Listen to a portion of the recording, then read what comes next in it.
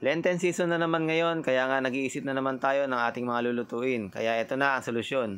Pangunahing sangkap natin dito, syempre kalabasa. Bali binili ko dyan yung pinaka 1/4 ng isang buong kalabasa. Ayan na, tinatanggalan muna natin ng buto at ng balat. Hiwain lang natin katulad ng nakikita nyo, hindi masyadong malaki at hindi rin naman masyadong manipis. Yung katamtaman na hiwa ay okay na.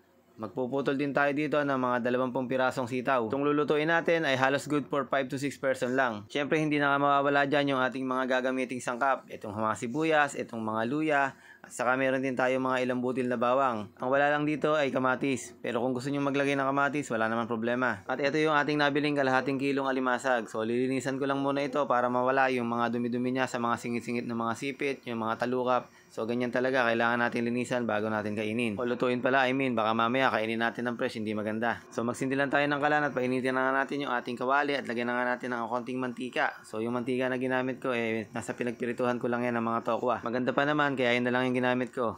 So ayan, nilagay ko na nga lahat, tinalbog ko na nga lahat ng ating hiniwa kaninang mga sangkap. At yan na nga, igigisahin na nga natin yan hanggang sa bumango ang ating ginigisa. Salamat ulit sa lahat ng mga sumusuporta at nanonood ng ating mga vlog at yung mga nagpapa-shoutout dyan. Shoutout sa inyo dyan, sa lahat ng mga taga Laguna, Bataan, Cavite at saka yung mga taga Rizal. Maraming salamat sa inyo dyan. Salamat din po dun sa mga OFW o sa mga nakatira sa ibang bansa dahil po sa inyo ay kumakalat po ang ating video sa inyong mga lugar. So ito't nilagay ko na nga yung ating mga alimasag. Ayan, at buhay-buhay pa nga sa sobrang sariwa niya kumilos-kilos pa. At napakabilis nga lang maluto nitong ating mga alimasag dahil konting init lang pumupula na yung kanilang mga balat o yung kanilang mga shell. So ayan, at nilagay ko na nga yung ating mga gulay, yung ating sitaw at yung kalabasa. Sobrang dali lang talagang lutuin ito at ang binibigay ko nga lang sa inyo ay idea kung ano ba ang mga masasarap iluto ngayong Lenten season. Kahit papano masarap din naman yung nakakapag-share ka ng mga recipe o idea para naman yung iba hindi na mahirapan. Ngayon naman binubuhusan ko na nga ito ng gata. Bali yung nabili ko palang gata 3/4 kilo na lang, wala nang 1 kilo. Yun na lang daw yung natitira nila. Pero kung magpapapiga ka naman ng niyog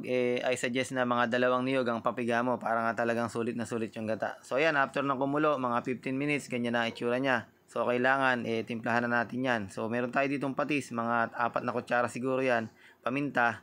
At para nga medyo mas masarap lalagyan natin yan ng pampalasa. Kayo na ang bahala kung ano ang available na pampalasa sa inyo at marami naman diyang mga commercial o kaya ay gumamit din kayo ng betchin, okay lang, basta konti lang, wag masyadong marami. Alam kong nanonood ka pa rin hanggang ngayon, kaya nga sabi ko nga sa inyo, comment mo na lang kung taga saan ka para naman sa susunod ma-shoutout ko rin yung mga inyong lugar. At ako po ay lubos talaga nagpapasalamat sa inyo at salamat din po pala sa Panginoong Diyos na kundi dahil po sa inyong lahat, wala po ako rito. So ito, malambot na nga yung ating kalabasa at check naman natin yung ating sitaw.